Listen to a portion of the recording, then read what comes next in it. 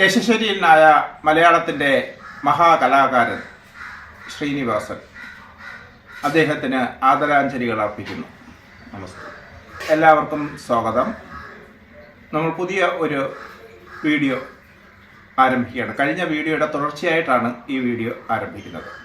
കഴിഞ്ഞ വീഡിയോയിൽ നമ്മൾ പറയാൻ ശ്രമിച്ചത് മതങ്ങളെല്ലാം ഒന്ന്, ദൈവവും ഒന്ന് എന്നതാണ്. അതിൻ്റെ തുടർച്ചയായിട്ടാണ് ഈ വീഡിയോ.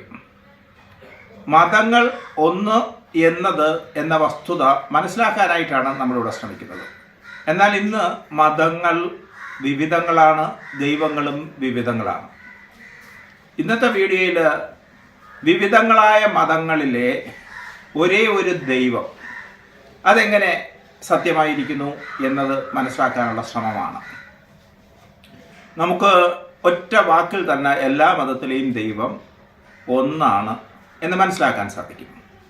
കാരണം എല്ലാവരും സർവശക്തനെയാണ് ദൈവമേ എന്ന് വിളിക്കുന്നത്. അല്ലെങ്കിൽ ഓരോ മതത്തിലുള്ളവരും ദൈവമായി കരുതുന്ന ആളിൻ്റെ പ്രധാന ഗുണമായി പറയുന്നത് സർവശക്തിത്വം എന്നതാണ്. സർവശക്തിത്വം, സർവവ്യാപിത്വം, അങ്ങനെയുള്ള സർവസമർത്ഥത്വം, ഒമിനിപൊട്ടന്റ്, ഒമിനിപ്രസന്റ് എന്നൊക്കെ പറയുന്ന രീതിയിലുള്ള സർവശക്തിത്വം അത് ഈ പ്രപഞ്ചത്തിൽ ഒരാൾക്ക് മാത്രമേ ഉണ്ടാകാൻ പറ്റൂ.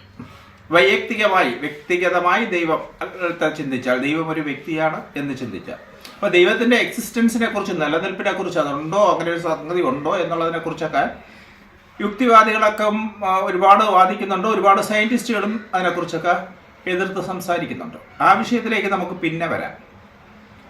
അവിടെ യുക്തിവാദികളൊക്കെ പറയുന്നത് ദൈവം എന്നുള്ളത് മിഥ്യയാണ്, അതൊരു വിശ്വാസം മാത്രമാണ്.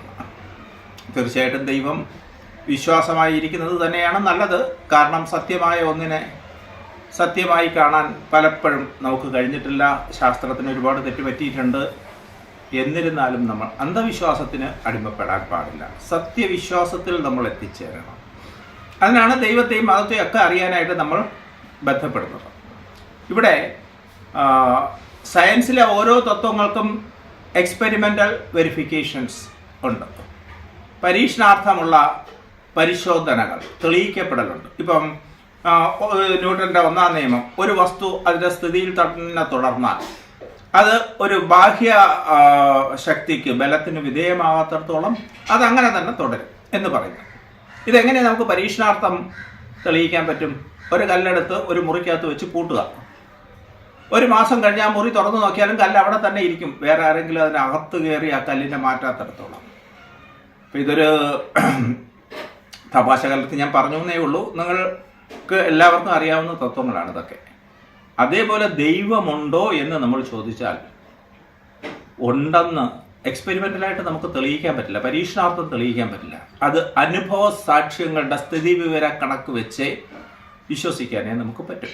അപ്പോൾ എല്ലാവരും വിശ്വസിക്കുന്നു ദൈവം സർവശക്തനാണെന്ന്. അപ്പോൾ ഈ വിശ്വസിക്കുന്നു എന്നുള്ളതും ഈ ദൈവം എന്ന് പറയുന്നത് എന്താണെന്നും വ്യക്തമായ ഒരു നിർവചനത്തിൽ, ആ നിർവചനം മനസ്സിലാക്കിയിട്ട് ആ പാതയിലോട്ട് സഞ്ചരിക്കുമ്പോൾ കൂടുതൽ സുഗമമാകും. കാര്യങ്ങൾ ഗ്രഹിക്കാൻ കൂടുതൽ സുഗമമാകും. വിശ്വാസം എന്ന് പറഞ്ഞാൽ അത് സത്യമാണോ എന്ന് ചോദിച്ചാൽ വിശ്വാസം എന്നെ സംബന്ധിച്ച് സത്യമാണെന്ന് പലരും പറയും. പക്ഷെ ആക്ച്വലി വിശ്വാസം, യഥാർത്ഥത്തിൽ വിശ്വാസം എന്ന വാക്കിൻ്റെ അർത്ഥം എന്താണ്?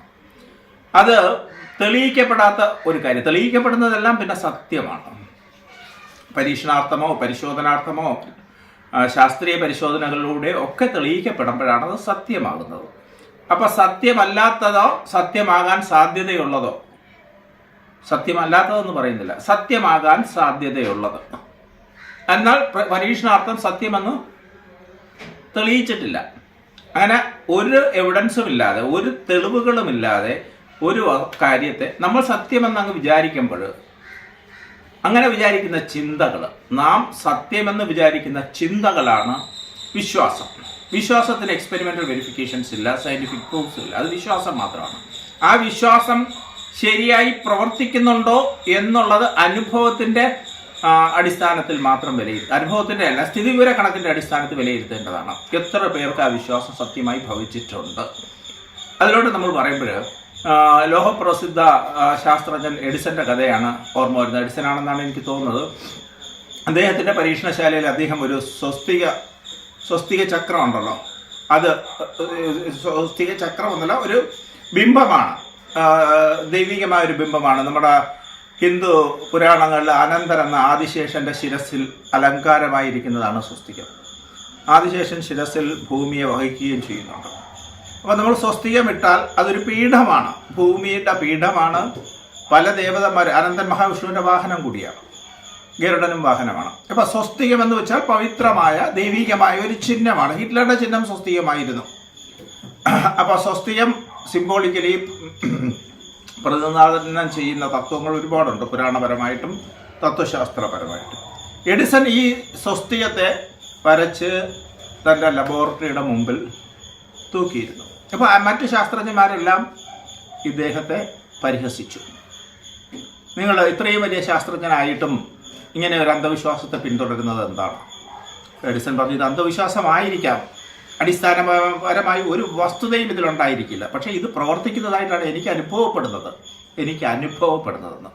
ഇതൊരു കേട്ടുകേഴ്വിയാണോ യഥാർത്ഥ സത്യമാണോ എന്നെനിക്കറിയില്ല, പക്ഷേ ഇങ്ങനെ ഒരു കഥ പ്രചാരത്തിലുണ്ട്. പലരും വീഡിയോകളിൽ ഈ കഥ പ്രതിപാദിച്ചിട്ടുമുണ്ട്. അവിടെ വിശ്വാസം എന്ന് പറയുന്നത് സത്യം എന്ന് തെളിയിക്കപ്പെടാതെ തന്നെ നമ്മൾ സത്യം എന്ന് വിചാരിക്കുന്ന കാര്യമുണ്ട്.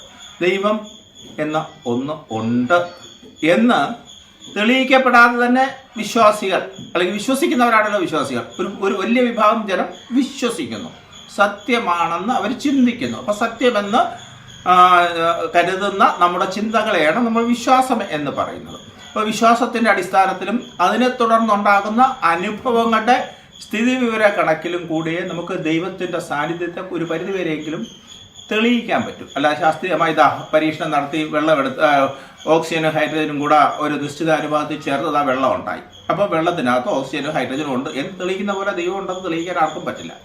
ഈ ദൈവത്തെയാണ്, അല്ലെങ്കിൽ ഈ ദൈവത്തെ പ്രാപിക്കാനുള്ള, ദൈവത്തിൽ എത്തിച്ചേരാനുള്ള മാർഗങ്ങളാണ് വിവിധ മതങ്ങൾ, കാലഹരണപ്പെട്ടു പോയ മതങ്ങളും ഇന്ന് നിലവിലുള്ള മതങ്ങളും ഒക്കെ പ്രതിപാദിക്കുന്നതും പരിശ്രമിക്കുന്നതും. അപ്പോൾ ആ ദൈവത്തിലേക്കാണ് നമ്മൾ പോകേണ്ടത്. ആ ദൈവം പലതാണോ ഒന്നാണോ എന്നതാണ് നമ്മുടെ ഇന്നത്തെ വീഡിയോയുടെ ചിന്താവിഷയം. ദൈവത്തിന് എല്ലാ മതങ്ങളും കൊടുത്തിരിക്കുന്ന ഒന്നാമത്തെ പേര് സർവശക്തൻ എന്നാണ്. ഞാൻ കഴിഞ്ഞ വീഡിയോയിൽ ഇതിനെപ്പറ്റി പരാമർശിച്ചിട്ടുണ്ട്. സർവശക്തൻ എന്ന് പറഞ്ഞാൽ എന്തിനും ശക്തിയുള്ളവൻ, എന്തും അദ്ദേഹത്തിനെ കൊണ്ട് സാധിക്കും. അദ്ദേഹത്തിനെ കൊണ്ട് സാധിക്കാത്തതായ, ആ എൻറ്റൈറ്റിയെ കൊണ്ട് സാധിക്കാത്തതായ ഒന്നുമില്ല. അങ്ങനെയുള്ള സാഹചര്യത്തിൽ രണ്ട് സർവശക്തന്മാർ വരുമോ?